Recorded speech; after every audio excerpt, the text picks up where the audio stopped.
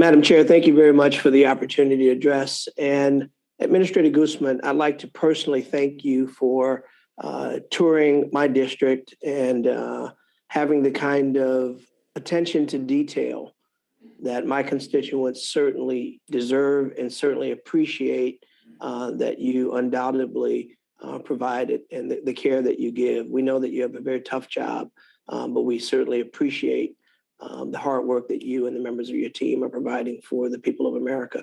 One observation and two questions. First observation is there were comments that were made earlier that suggest that somehow climate change was not a part of SBA and it shouldn't be a part of the discussion. I'd like to very respectfully challenge that premise. In my district, we have had substantial impacts from climate, whether it's hurricanes, floods, or tornadoes, that have incredibly impacted our small businesses to the tune of people having to borrow money from SBA to only have to come back and borrow money again, SBA, because of natural disasters that were to know of their doing of their own.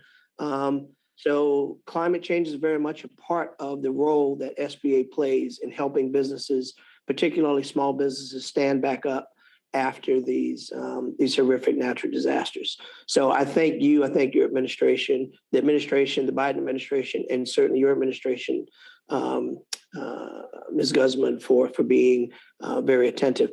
So one quick question is a real life issue that happened in my district. There was an individual that applied for an EIDL grant, received notice that she had been approved, and that money had been transmitted to her account. Now, I've been in communication with a number of your staff people, but I want to bring this to your attention because we haven't gotten a positive resolve yet, but I think one should be in order. She applied for an EIDL grant, was approved for the EIDL grant, was notified by SBA that the funds were being transferred to her account. Several days go by, she realized the money has not. It was determined by SBA that there was a glitch and that the money was supposed to have been transferred, but never made it to her account.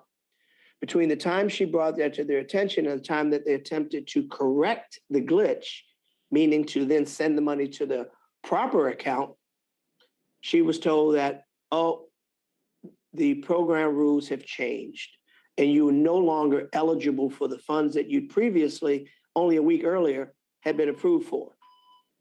Well, listen, that seems terribly wrong. If the person was approved and then somewhere in the process there was a rule change, I think it's only reasonable that some exception be made to assist this individual. I won't give her name or any of that information on an open line, but your staff is well aware of this, and I will share it again to your office. Can you talk about that very briefly? And I suspect that this is not a one-off, that this may have happened to other people throughout the country, but certainly it's a travesty and it's no fault of the person or the applicant, but they should be made whole.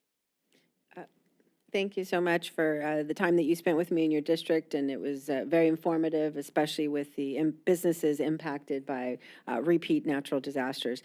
I will, say on the COVID EIDL program and as well as the advanced program, we obviously have those programs closed December 31st.